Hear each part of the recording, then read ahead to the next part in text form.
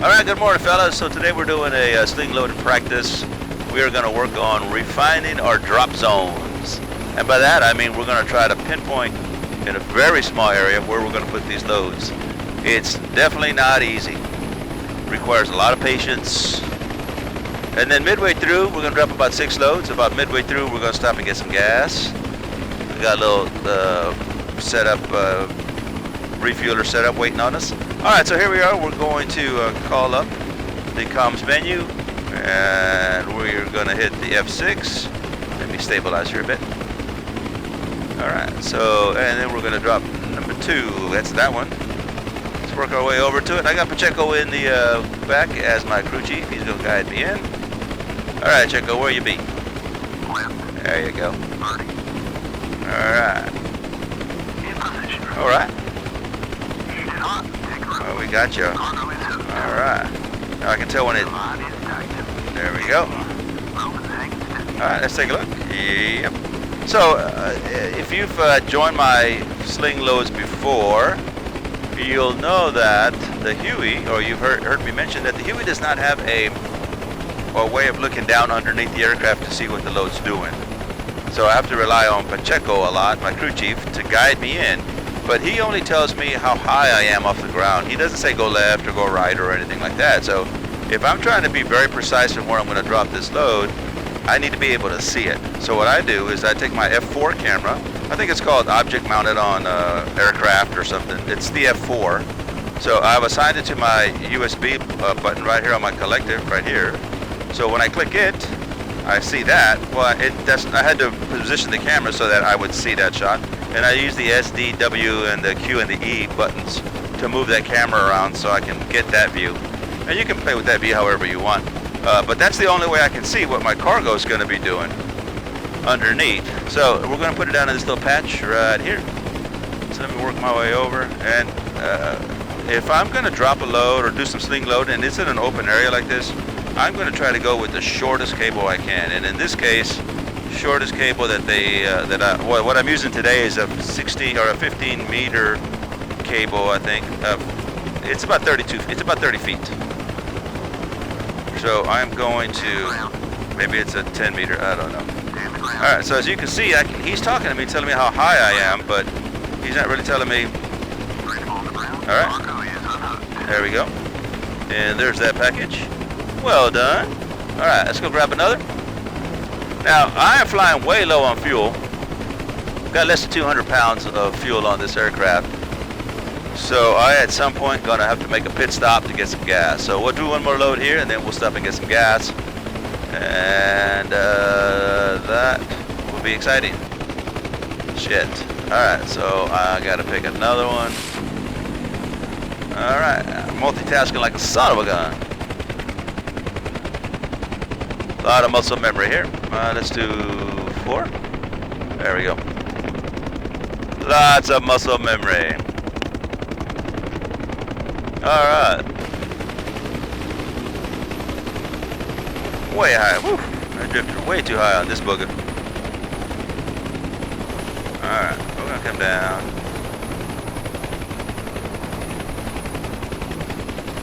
Alright, come on, baby. Just gonna crawl, crab it into the left here. So that wind grabbed it. Look at that wind pulling me back. Woo! It's crazy in VR. You can actually almost feel that. Pretty awesome, man. VR. If you haven't tried VR, it's awesome. She's hot. Take her up. All right. And that's where she's at. Yeah, right there. I can feel the. I can see it and just about feel the aircraft. Now, I also, if you're new to my station, my rig is set up with base shakers, which vibrates the aircraft, or vibrates my rig to simulate what the aircraft would feel like. So in my case, I've got 4 transducers, or pucks. I've got one under my pedals, I got one under my seat, and then I got one attached to the base of my collective, and one attached to the base of my cyclic. Alright, so let's do a challenge, and let's put this thing down on this cart over here. So this I haven't done, not on this particular cart, so it's going to be challenging. So what I'm going to do is I'm going to put my nose into that wind. If I recall, I think the wind was coming this way. Yeah. So let me just spin it around a little bit. I kind of want it to be at my 11 o'clock because I want to be able to crab it in somewhere in here. All right, let me get comfortable. Whew. All right, so let's see what I can do here and not run out of gas. I mean, like no pressure, you know. And again, my thing is, oof, man, I'm fighting that wind. I can feel that wind. Oh shit. Let's see. And we're moving around a bit. I don't like that. Let me just see if I can hover here for a minute and kind of let it stop swinging so much. Whew, this is intense. All right. All right, I like it. I'm a little bit off. Yep. All right, let me focus here. I'm too far. Don't fall down yet. All right.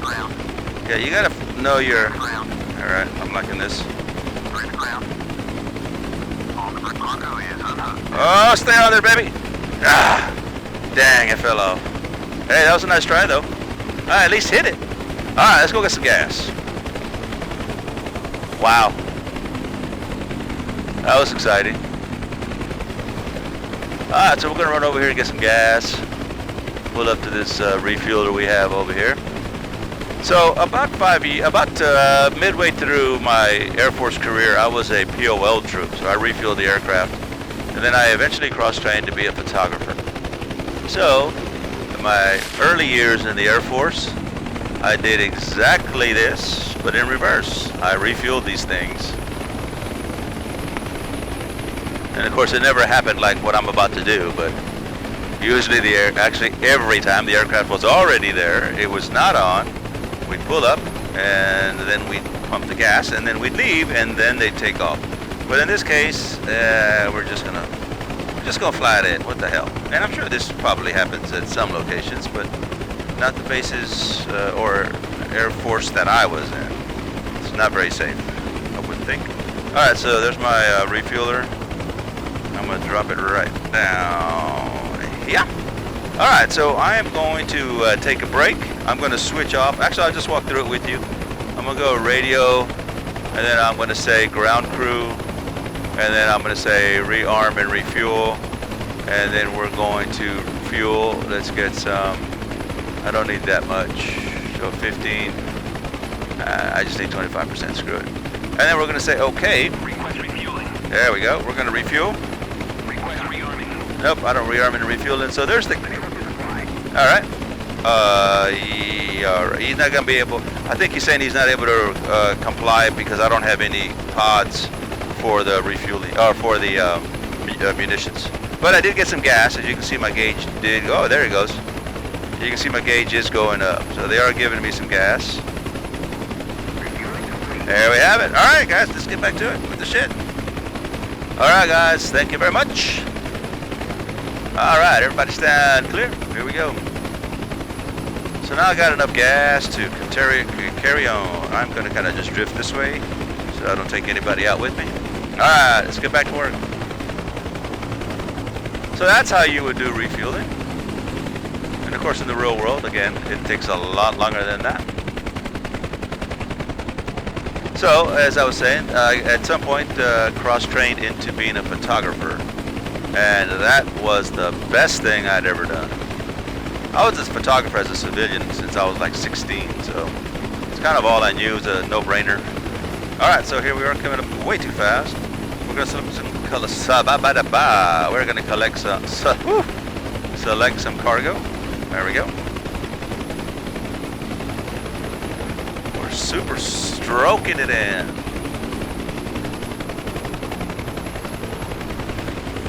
I see ya, I feel ya. So we were talking about the base shaker, and what that does, it vibrates my whole rig. And because I've got so many pucks or transducers, it vibrates the entire rig. And then I've got my 5-point harness on, which is attached to the rig, so it also vibrates through my chest. And then I also have, all right, I also, thank you, Checo. All right, thank you, sir. All right, so as I was saying, my 5-point harness, I have it connected to the base, but on the shoulder straps are actually connected to the back of the frame of my rig, but I have bungee cords on them, so I can do this, and it pulls me back in, and it feels just like, you know, like it would in an aircraft, because it pulls you back in, like in a car, you know, which makes it way more realistic to me, gives me that level of immersion, and then again, the vibration and all, man, I really feel like I'm in this thing. All that vibration going on and feeling secure in the seat. It is pretty freaking immersive. Alright, so we're going to drop this bad boy right here. Come on, baby. Woo! Alright, and we're going to do this again. So, like right here, see, I can feel myself getting pulled back in the seat, which makes me feel secure and really connected to the aircraft. Alright, she's everywhere. Let me focus. There we go. Alright, just going to bring it down gently. Talk to me. Thank you, Jacob. Alright, look at that. Nice. Alright, let's go grab one. This next one, we're going to try to put it on that flatbed again. On the one that I didn't destroy. Bam. Alright, let's do this. And, one. Isaacoff. Multitask it again. Trying to find that one that I haven't picked up. Aisle 5, that's the one that I want. That'd be number 2. Yeah. Alright, this will be the last drop. Alright, this one we're going to try to put it down on that railroad car, flatbed railroad car. Alright, Checo, get ready to talk me down.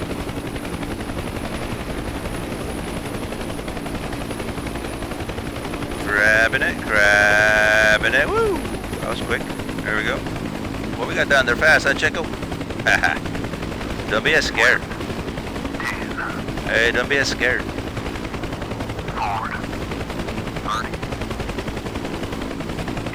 Alright. You got it, my man.